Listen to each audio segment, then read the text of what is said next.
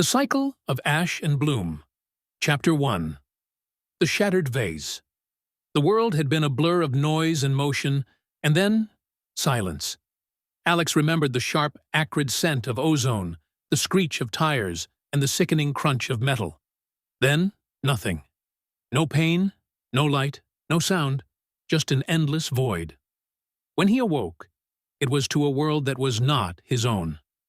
Gone were the towering skyscrapers and the hum of city life.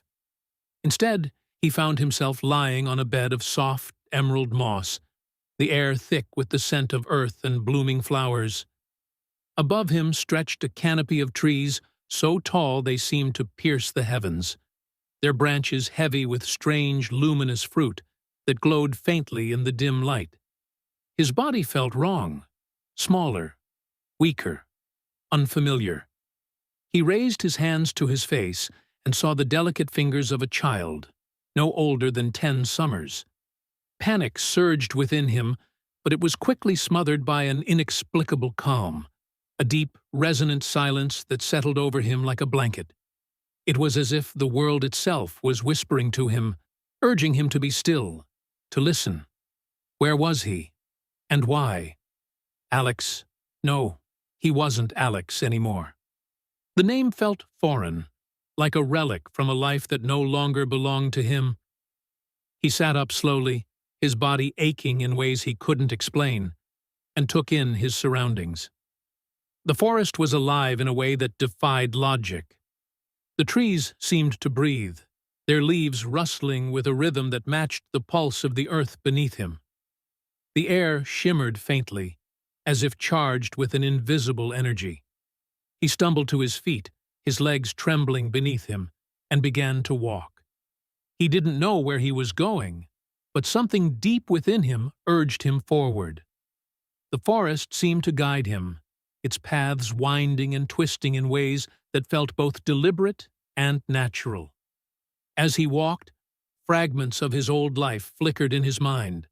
A face, a voice, a feeling of warmth. But they were fleeting, like shadows slipping through his fingers. He tried to hold on to them, to piece together the shattered remnants of who he had been. But they dissolved into nothingness, leaving only a hollow ache in their wake.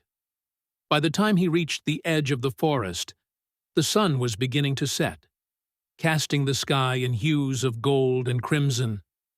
Before him stretched a vast expanse of rolling hills, dotted with small, thatched-roof cottages and fields of crops.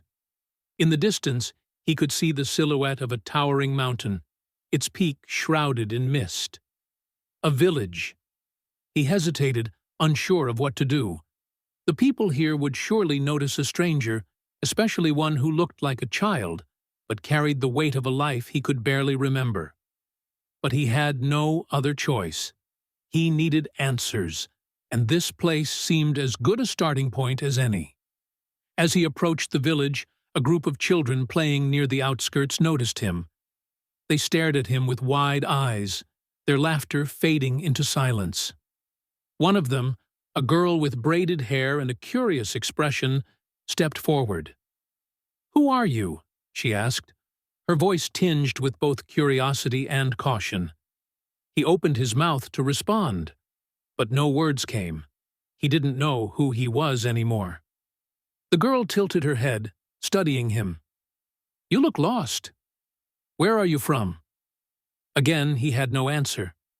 The girl's expression softened, and she reached out to take his hand. "Come on. Let's take you to Elder May. She'll know what to do." As she led him into the village, he felt a strange sense of déjà vu, as if he had been here before, in another life. The villagers watched him with a mixture of curiosity and suspicion, but no one stopped them. When they reached the elder's cottage, the girl knocked on the door and called out, "Elder May, there's a boy here. He's lost." The door creaked open, revealing an elderly woman with kind eyes and a gentle smile. She looked at him for a long moment, her gaze piercing yet compassionate. "What is your name, child?" she asked.